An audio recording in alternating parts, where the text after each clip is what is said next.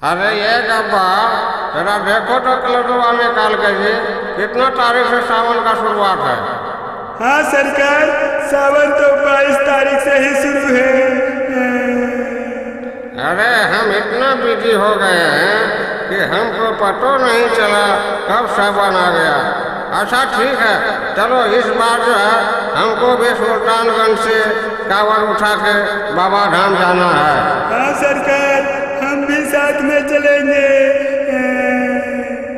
बाप सुने हैं कि सावन का सुपरस्टार गायक ललन लहरिया हमरा खातिर बड़ा बढ़िया गाना गाया है। तने गनमा सुनाओ तो जी। हाँ सरकार, रउए गाना गा के तो वो सुपरस्टार बनल बा। मजे के बात तो ई है कि वो रउरे बिरादरी के बा। अरे यही से इतना हिम्मत किया है। अच्छा चलो गनमा सुनाओ।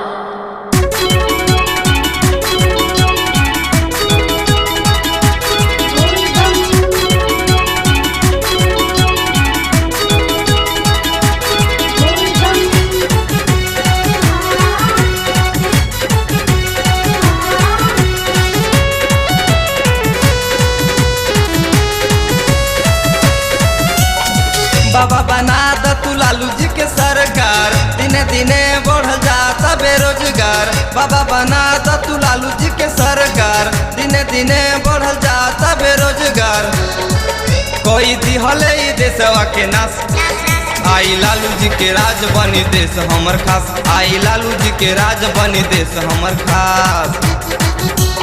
बाबा बना द तू लालू जी के सरकार, दिने दिने बढ़ जाता बेरोजगार। बाबा बना द तू लालू जी के सरकार, दिने दिने बढ़ जाता बेरोजगार।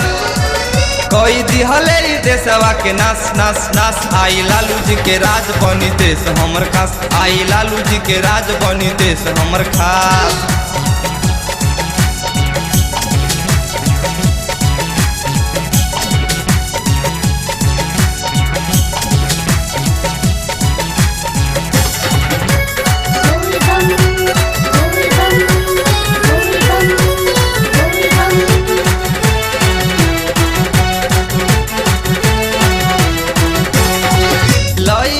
के जियल देख भइल बाटे दुसवार, रोज रोज भइल जाता एगो एगो अत्याचार।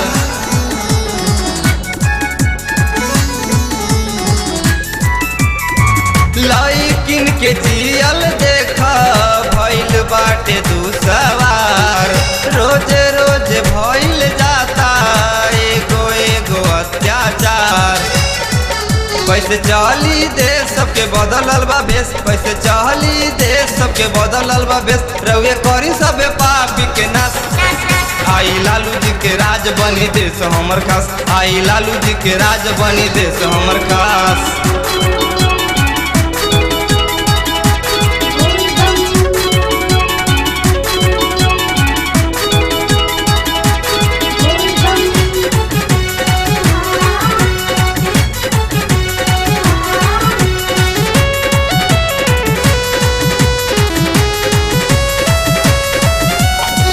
दिन पर दिन देख बढ़ल जाता अत्याचार।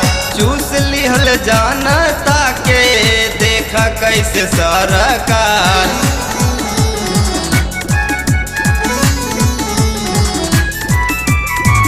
दिन पर दिन देख बढ़ल जाता अत्याचार। चूस लिहल जनता के देख कैसे सरकार। अब की कही द तू पास लोग लवले बाटे आस। अब की कही द तू पास लोग लवले बाटे आस आस। आई लालू जी के राज बनी देश हमर खास। आई लालू जी के राज बनी देश हमर खास।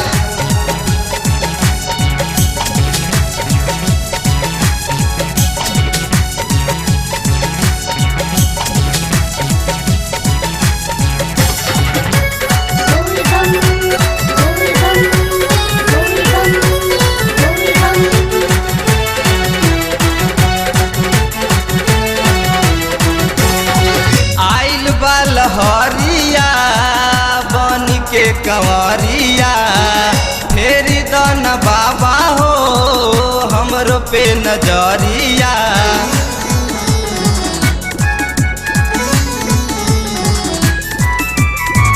आइल बा लहरिया बन के कंवरिया फेरी दन बाबा हो हमरो पे नजरिया। मन में श्रद्धा बा खास हम लवले बानियास, मन में श्रद्धा बा खास हम लवले बानियास। आस आई लालू जी के राज बनी देश हमर खास, आई लालू जी के राज बनी देश हमर खास।